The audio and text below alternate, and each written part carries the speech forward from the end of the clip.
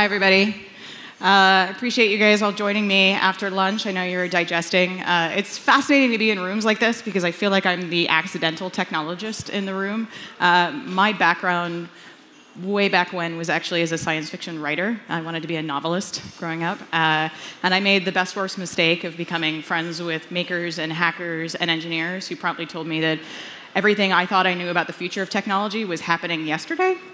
And so really everything I've learned around technology has been around working in open source and open innovation. I am not a trained engineer. I did not go to engineering school. I like to think that I can build things halfway decently, and I can certainly take things apart, which is part of the problem. And so over the past decade, I've been fascinated with how open innovation works and how these ecosystems are built. I've researched this. I've built hackerspaces and makerspaces, not unlike this one.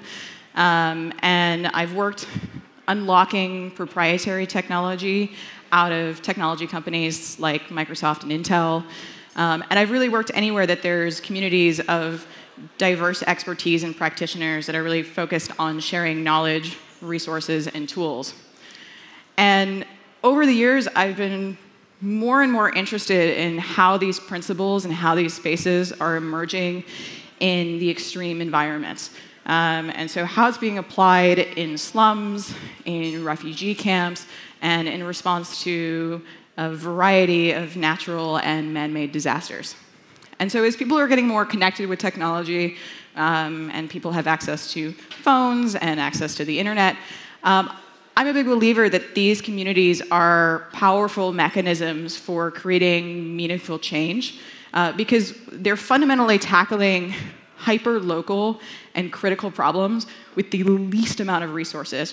We're talking no funding, we're talking no power, oftentimes, and yet they're still solving problems that we're all talking about solving here in this room, and they've already done it. And so when we're talking about social impact, and specifically how technology applies to social impact, the way that we think about innovation and innovators needs to fundamentally change. These are the communities of practice that have the most to teach us about how to successfully build and scale solutions to the world's most pressing and complex social problems. So I know the energy is low. I know we're all digesting.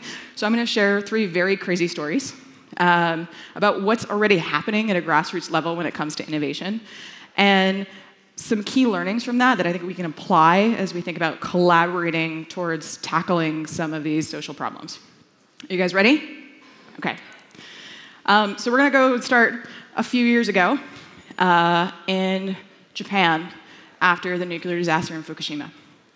And so after the crisis, government officials had a process that they wanted people to go through when they were trying to understand the scale of the disaster and the scale of radiation that was affecting people. And the process was stay in your homes until we send government officials out to your house at an unknown date, at an unknown time, with unknown technology, and then we'll tell you whether or not it's safe for you to stay in your home, and then decide if we're going to evacuate you.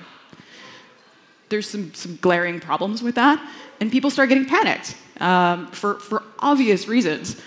And so this group called Safecast that came out of a hackerspace in Tokyo started looking at ways to approach it on the fly and DIY the solution. And so how many of you are familiar with Arduinos? Yes. Okay. So Arduinos are these tiny little pint-sized computers. They're adorable and they're incredibly powerful. And so they started building Geiger counters with Arduinos that fit in a bento box that they could go and hand out to anyone. And so they're a fraction of the cost of any of the Geiger counters you could have available. And like in most natural disasters, everybody that could afford to go and buy a Geiger counter bought one. So there were none left. And so they started this assembly line in a hackerspace in Tokyo that looks not unlike this, of building all of these and then handing them to people. And so anyone could come in, grab one, they would latch them onto their cars, or they'd stick their hand out the window of their car, and they would drive. And what they'd done was they connected it with this group called Safecast. So the entire time they're driving, they're picking up all this data, radiation data, and as soon as they get home, they plug it into the computer, they get access to the internet, and you get this really wonderful map in a matter of days. somewhere. It's a really cool map, I promise. Yeah, so this happened in 3 days, and this was the most comprehensive map that they had. And so not only did they give this to the government agencies to try to help them prioritize where they were going to go next, which sort of worked, but not really, it gave people the agency and the control that they could make the choice to leave and see this and say, I should move my family, I should move it now. And so this is an old example, but this organization and this group is still operational. So Safecast is now using a version of this to track air pollution after the fires in California, because all of California is apparently on fire all the time now.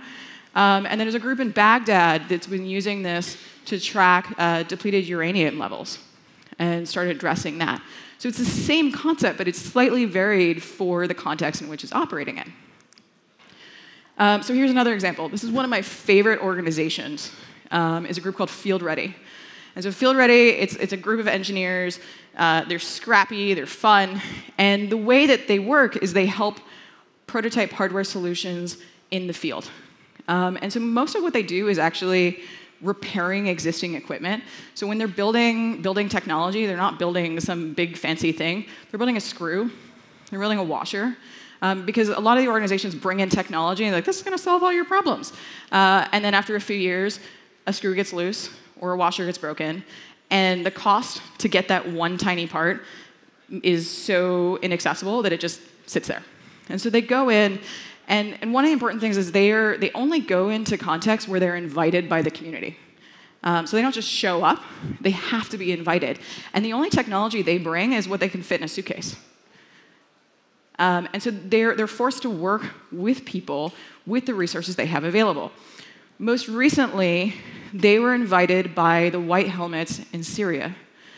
And the White Helmets are incredible because they're the first responders, and they will actually go and chase planes to go where the bombings are. So they are the first people on the scene to pull people out. And they had asked for more efficient solutions for how to extract people from rubble. And this is really interesting for them because they're not allowed to be there. They can't fly the Field Ready team in to work one-on-one with them, and they can't ship anything there.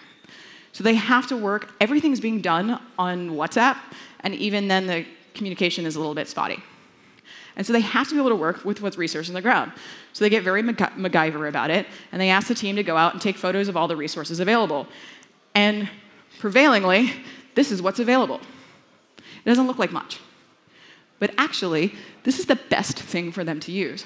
And so what they've been doing, so Usama, who's with the White Helmets and working with Field Ready, has figured out how to build airbag lifters, only using things out of bombed out cars.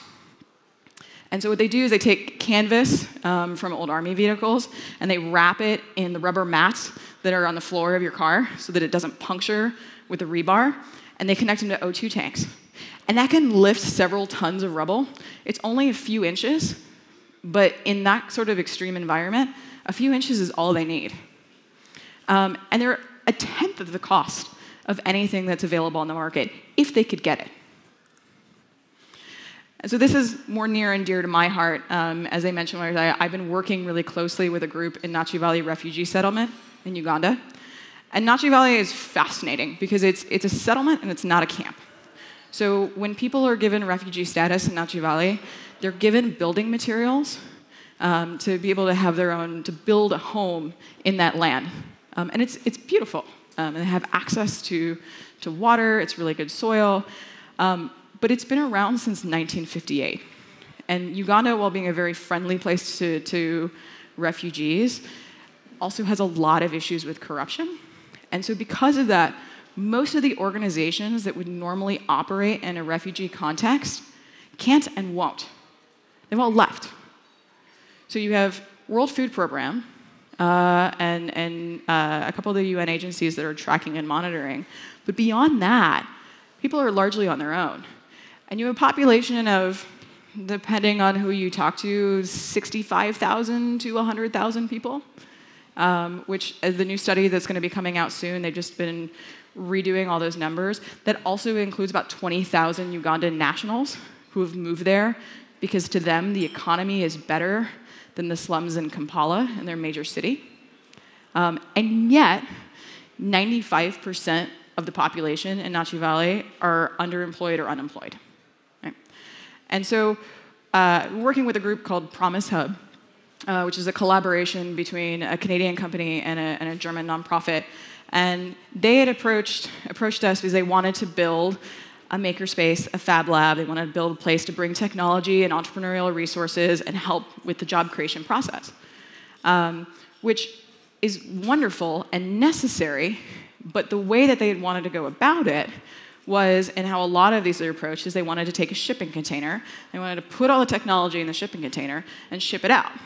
And then you have a makerspace in a box. You have all the technology you need, and connect them to the internet, and then they can have access to all the entrepreneurs all over the world, and then they become entrepreneurs, right? That's how that works. Except when we went and we started talking to the local community, before we ever touched anything, and we started talking to them about the idea, two things came up. One was that there was no communal meeting space for folks from 7 different countries to come and have a conversation with each other. Everything is built in neighborhoods and districts based on country of origin. There's no common place for them to start having a dialogue and explore. And so the first project that we've been working on with them is not actually building a makerspace, it's building an amphitheater. Because there's a thriving arts and culture dynamic happening there, and people wanted a place that they could go and express that for free and not be charged for it. And so now, as we're looking at Promise Hub, it's a different model. As we're looking, how can we make this as a living lab?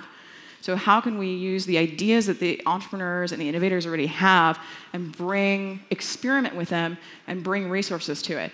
And so we nixed the shipping container in favor of bottle bricks. And bottle bricks is something that's been coming up a lot in Uganda and a lot of similar areas because there's a plethora of plastic bottles that have nowhere to go. There's no recycling systems there. And so people are actually creating an economy of they pay usually children to go out and a few cents to be able to go and collect these bottles, and then they stuff them with either plastic bags or mud, and they stack them. And you create something that's actually that's beneficial, but it's also more creative and inspiring.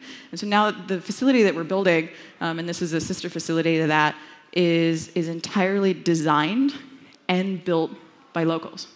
And so the entire dynamic has changed. And so I want to emphasize that these stories are powerful and inspiring, and I can give you a dozen more, but they're solving immediate needs.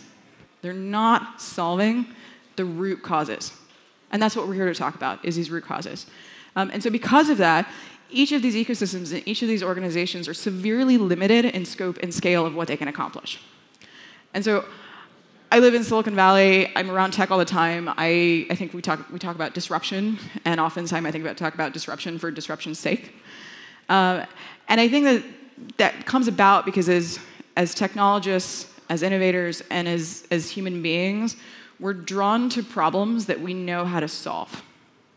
But when we start looking at the problems that we're here to talk about today, if you look at the Sustainable Development Goals, for example, solving them by 2030 is a $50 trillion problem to solve. Solving one of those, no one person or organization can actually address that. But I believe that we have all the resources that we need. We just need to think about it differently. So a couple key takeaways. One is we need to be agile. I think we're afraid of failure in this space because the stakes are so high. But the stakes of not doing something are even higher. Okay? So we need to begin in a habit of iterating and trying and experimenting and failing and learning from those failures and trying again. Because it's the only way we're going to start building solutions that are different than the ones we already have.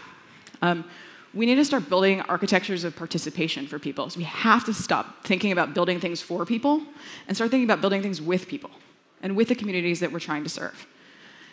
The third is to, while we have to work with local resources, because oftentimes that's all we have to start thinking global.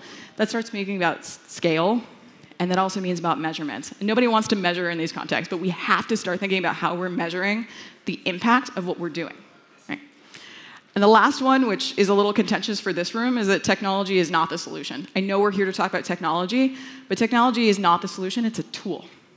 And it's one of many tools that we have. it's part of every conversation and all of the stories that I just shared, but that's not the common thread. That's not the important part. The common thread in that is human beings. It's human power, it's human ingenuity, it's human resilience. And that's the piece that we need to focus on when we're thinking about solving these problems. So if you want to talk more about the systems side of this and how we actually approach addressing these larger problems, my colleague and I will be doing a workshop tomorrow called Designing for Social Outcomes. So I encourage you to come out and work with us for 2 hours as we build a framework for how we collaborate together. Thanks.